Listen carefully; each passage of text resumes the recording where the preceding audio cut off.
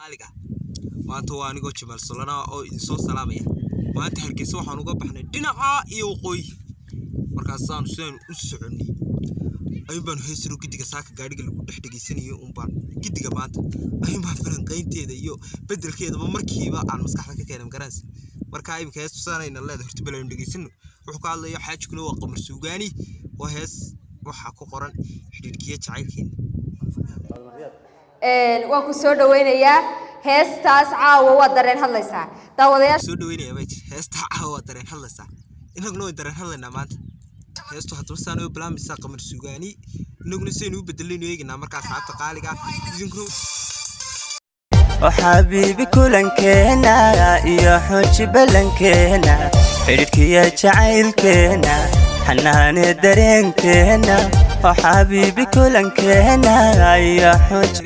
إننا وحنري سبقيو لحوحدنا حنان بريسكينا وحبيبي حيدنا يا حج حلبتنا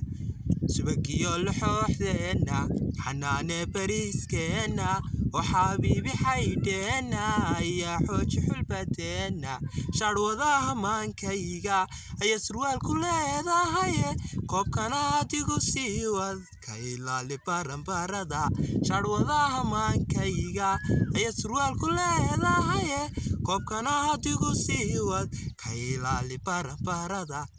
anigoo adiga ku waa shay yalayna kala xadin anigoo adiga ku waa shay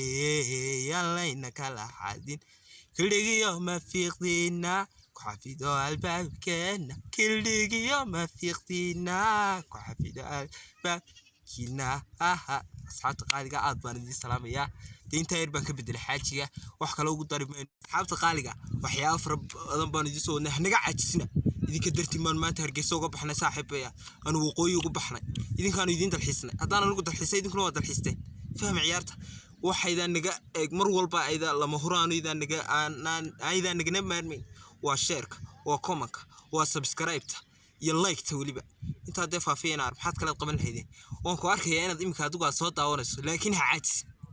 eeg fahano xabada rasuulka haddaba gacanta ku xanuunaysa aniga ila soo socodsi caadiyo